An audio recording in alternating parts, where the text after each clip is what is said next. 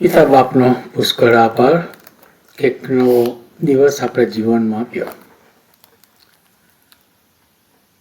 પિતા બાપ આપણી સંભાળ રાખે છે, આપણી કાળજી રાખે છે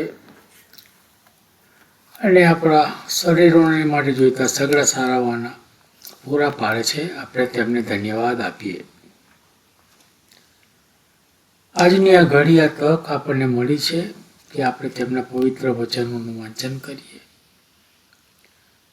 તો ચલો એ વાંચન આપણે વાંચીએ. અને એ વાંચન યહોશુઆનું પુસ્તક છે અને તેનો 23મો અધ્યાય છે, જેનું આજે આપણે વાંચન કરવાના છીએ. તો ચાલો આપણે વાંચન શરૂ કરીશું.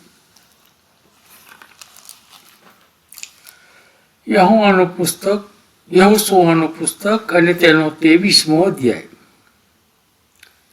યહોવાએ ઇઝરાયેલીઓને તેઓની ચારે તરફના સર્વ શત્રુઓથી વિશ્રાંતિ આપ્યા પછી ઘણે દિવસે, એટલે યહોશુઆ ઘણો વૃદ્ધ તથા વૈધર થયો હતો, ત્યારે યહોશુઆએ સર્વ ઇઝરાયેલને, તેઓના વડીલોને ને તેઓના મુખ્ય પુરુષોને ને તેઓના ન્યાયાધીશોને ને તેઓના અધિકારીઓને બોલાવીને તેઓને કહ્યું, હવે હું ઘણો વૃદ્ધ તથા વૈધર થયો છું, અને તમારા ઈશ્વર યહોવાએ તમારે માટે આ સર્વ દેશ જાતિઓને જે કર્યું તે સર્વ તમે જોયું છે, કેમ કે તમારા ઈશ્વર યહોવાએ પોતે જ તમારે માટે યુદ્ધ કર્યું છે.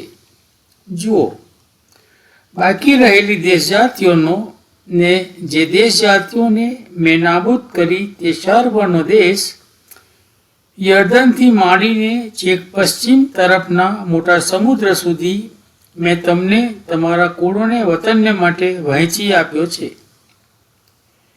યહોવા તમારા ઈશ્વર પોતે જ તેઓને તમારી આગળથી હાંકી કાઢીને તમારી દ્રષ્ટિથી દૂર કરશે. અને તમારા ઈશ્વર યહોવાએ તમને કહ્યું હતું તેમ તમે તેઓનો દેશ કબજામાં લેશો. માટે મૂસાના નિયમશાસ્ત્રના પુસ્તકમાં જે લખેલું છે તે સર્વ પાળવાને તથા અમલમાં લાવવાને ઘણા હિંમતવાન થાઓ કે તમે તેમાંથી જમણે કે ડાબે હાથે ફરો નહીં. અને તમારી મધ્યે આ જે દેશ જાતિઓ રહેલી છે તેઓનો સહવાસ રાખો નહીં, અને તેઓના દેવોના નામનું ઉચ્ચારણ કરો નહીં, ને તેઓના સોગંદ આપો નહીં, ને તેઓની સેવા પણ કરો નહીં, ને તેઓને પગે લાગો નહીં.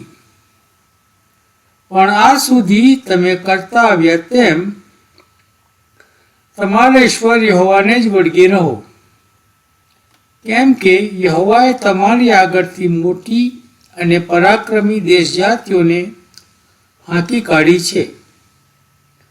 પણ તમારી સામે તો આજ સુધી કોઈ પણ ટક્યો નથી.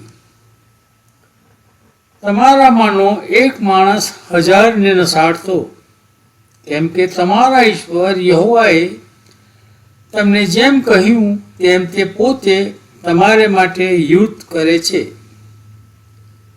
તો તમારા ઈશ્વર યહોવા પર પ્રેમ રાખવાની ઘણી કાળજી રાખો, કેમ કે જો તમે કોઈ પણ પ્રકારે પાછા હટશો ને તમારી પાસે રહેલી આ દેશ જાતિઓને, એટલે જે બાકી રહી છે તેઓની સાથે સંબંધ રાખશો ને તેઓની સાથે લગ્ન વ્યવહાર કરીને તેઓની સાથે હળીમળી જશો, તો નિશ્ચય જાણજો કે તમારા ઈશ્વર યહોવા હવે પછી એ દેશ જાતિઓને તમારી આગળથી હાંકી કાઢનાર નથી. અને આ જે સારી ભૂમિ તમારા ઈશ્વર યહોવાએ તમને આપી છે તેમાંથી તમે નષ્ટ થઈ જશો ત્યાં સુધી તેઓ તમને ફાંદા તથા ફાંદા રૂપ ને તમારી કૂંખોમાં કાંટા રૂપ ને તમારી આંખોમાં કણી રૂપ થઈ પડશે. જુઓ, આ સર્વલોકને માટે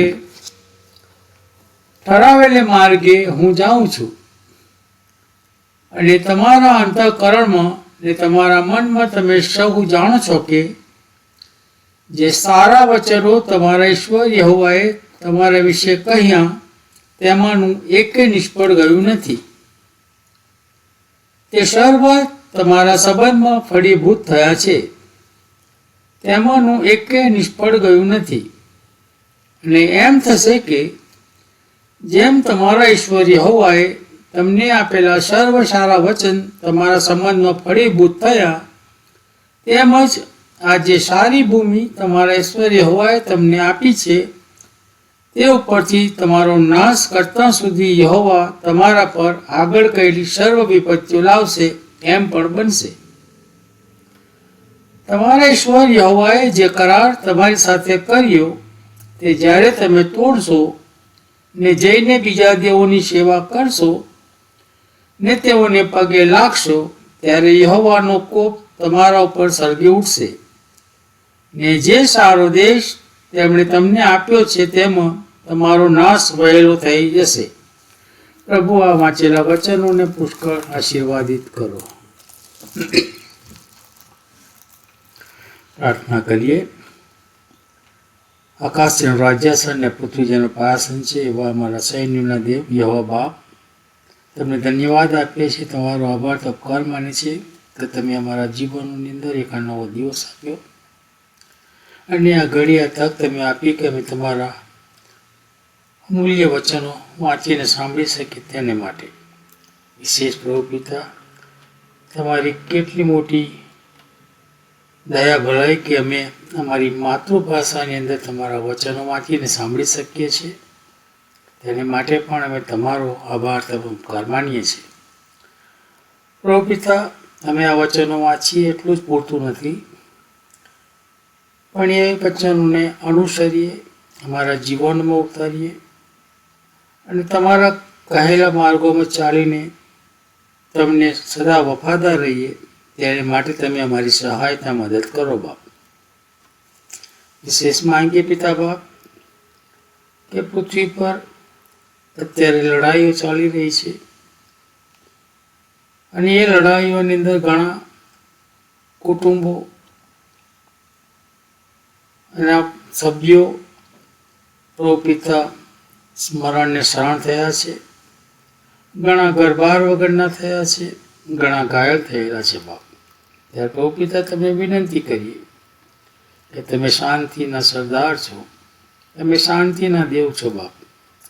આ લડાઈઓ જલ્દી બંધ થાય અને લોકો તમારા નામને માન મહિમા આપીને તમારામાં આનંદ કરે એવી કૃપા તમે થવા દો બાપ. અમે જાણીએ છીએ નથી જાણતા એવા ઘણા લોકો બીમાર છે, ઘણા પોતાના ઘરોમાં છે, ઘણા હોસ્પિટલોમાં છે. પ્રભુ પિતા, એ સગડાને તમારી સમક્ષ લાવીએ છીએ. તમારા ઘાયલ તંદુરસ્ત હાથને લાંબો કરો અને આ સગડાઓને તમે સ્પર્શ કરો બાપ, તો સગડા સાજા પણ પ્રાપ્ત કરે અને તમને માન મહિમા આપે એ કૃપા પણ અમે તમારી પાસે માંગીએ છીએ બાપ. ઘણા અનાથ વિધવાઓ પણ છે, તેઓને જોઈતા સગડા સારાવાના અને તમારા અકૂટ ભંડારમાંથી પૂરા પાડો બાપ. પ્રભુ પિતા, રહેવાને ઘર નથી તેવા લોકોને માટે પણ તમે ઠામ પૂરા પાડો બાપ. તેઓની સહાયતા મદદ કરો બાપ. ઠંડીની મોસમ છે, ઘણા કુટુંબોની પાસે પ્રભુ પિતા વસ્ત્રો નથી, ત્યારે તેઓને પણ તમે સાચવું સંભાળો, તેઓની સહાયતા મદદ કરો પિતા. હજુ પણ પૃથ્વી પર ઘણી ઠેકાણે તમારા લોકોની સતામણીઓ થઈ રહી છે, ત્યારે પ્રભુ પિતા એ સતાયેલા લોકોને અમે તમારી સમક્ષ લાવીએ છીએ. તમે તેઓના હૃદયના વાતનો વ્યવહાર કરો બાપ અને તેઓના હૃદયોને તમે મજબૂત અને અડીખમ બનાવો અને તેઓને નિડર બનાવો બાપ. તેઓ ડરીને નાસીપાસ ન થાય અને તમારા માર્ગોમાંથી ભટકી ના જાય, તેને માટે તમારી સહાય મદદ આવવા દેજો પિતા. સતાવનાર લોકોને પ્રભુ તમે તમારી સમક્ષ લાવીએ છીએ. તેઓના હૃદયની અંદર વાતનો વ્યવહાર કરો પિતા અને તેઓના હૃદયો પલટી અને તમારા માર્ગોમાં આવે અને તમને પ્રભુ પિતા માન મહિમા અને ગૌરવ આપે એવી કૃપા તમે થવા દો બાપ. તમારો આવો ખૂબ જ નજીક છે, પણ તમે ક્યારે આવશો તે અમે જાણતા નથી, પણ તમે જ્યારે પણ આવો ત્યારે તમને મળવાને માટે અમે તૈયાર હોઈએ, તેને માટે તમે અમોને પણ તૈયાર કરો બાપ. તમારી કૃપા આશીષની વર્ષા આમ સગડાઓની ઉપર થવા દો બાપ. રો પિતા, અમે શું માંગીએ? અમારા માગ્યા અગાઉ તમે સગડા સારાવાના જાણો છો અને તમે તે પૂરા પાડો છો. તેને માટે પણ અમે તમારો આભાર માનીએ છીએ, તમને ધન્યવાદ આપીએ છીએ પિતા. અમારી આ સગડી અરજો ગરજો વિનંતી પ્રભુ પિતા અમે તમારા પુત્ર અમારા પ્રભુ ઈસુ મસીહના નામમાં તમારી સમક્ષ લાવીએ છીએ. સાંભળો અને તેનો સ્વીકાર કરો પિતા. આમીન આમીન.